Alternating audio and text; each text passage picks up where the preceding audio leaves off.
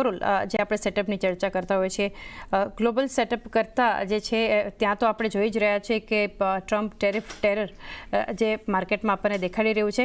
આ સાથે જોઈએ તો આજ માટે એક ફોકસ જે છે CPI IIP એટલે મોંઘવારી મોરચે થોડા એક રાહતના સમાચાર છે. IIPની ગતિ થોડી આપણે ધીમી પડતી જોઈ રહ્યા છે.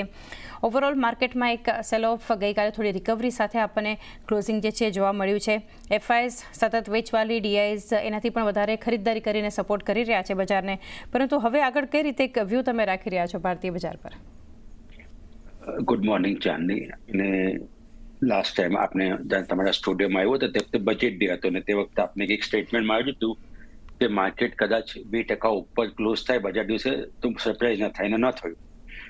પણ તમે જોશો તો budget has been really market friendly. 1 lakh crore રૂપિયા તમારા ખિસ્સામાં આપવામાં આવ્યા છે.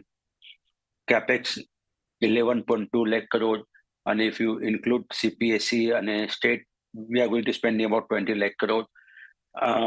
The RBI has done the rate cut.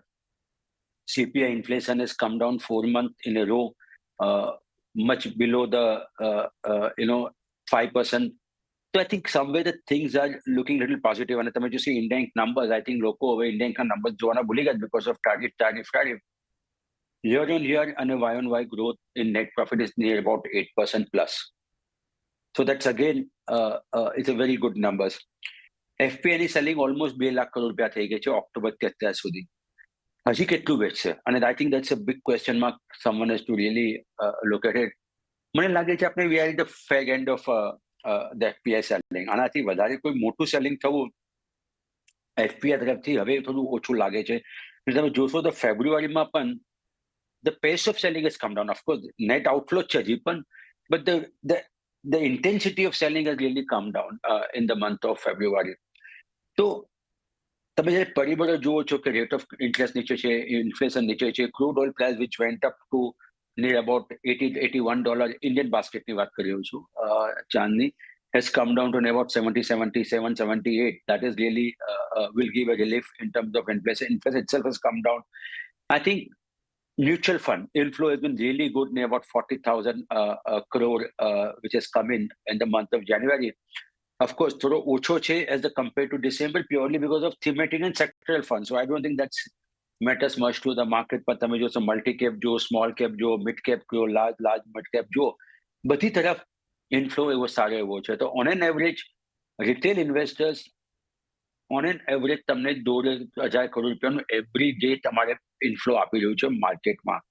So somewhere and valuations become, તમે 10 years price to earning જો, નિફ્ટીની જો કે BSE 500 જો, they are trading below the 10 years average. So that means the valuations also become very, very attractive. Yes, there are certain pockets within the mid and small cap, ત્યાં થોડું નબળાશ છે.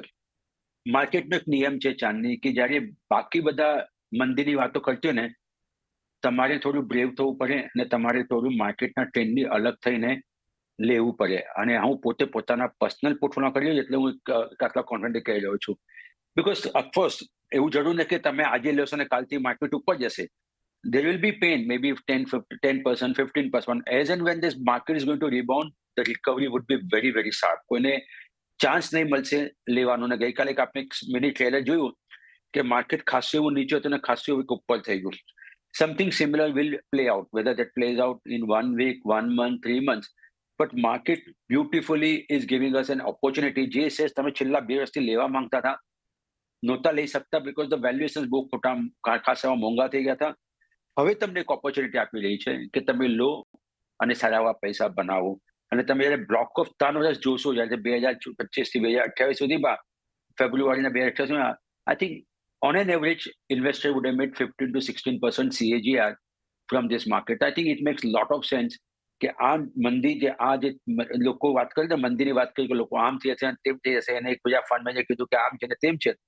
I think this is a time to go against the trend. Herd mentality નહીં રાખો, against the trend જાઓ. લો, કદાચ જશે તમારો script 10-15% નીચે, that's fine. But that's how the market behaves. Market doesn't behave in a linear fashion, am I right? પણ તમને સારા એવા પૈસા બનશે. તો હું એક્સ્ટ્રીમલી બુલિશ છું માર્કેટના ઉપર, પ્રોવાઇડેડ તમારું સ્ટોક સિલેક્શન સારું હોય. સ્ટોક સિલેક્શન ખરાબ હશે, તમારા ખાસા એવા પૈસા તૂટશે આ માર્કેટ માટે. અને બીજી એક સલાહ છે ચાંદની આ માધ્યમથી, જો તમે પ્રોફેશનલ મેનેજરની સલાહ લેવા માંગતો હોય તો લો. પર્સનલી મેનેજ પોર્ટફોલિયો આ માર્કેટમાં કદાચ બહુ સારો નહીં કરે. અને હું જ્યારે અમારા બીજા વર્ગો સાથે વાતચીત કરતો હોઉં છું તો કહે છે કે 40-45% જેવું ધોવાણ એ લોકોના પર્સનલ પોર્ટફોલિયોમાં થઈ ગયું છે. અને હવે એ લોકો કન્ફ્યુઝ છે કે શું કરવું.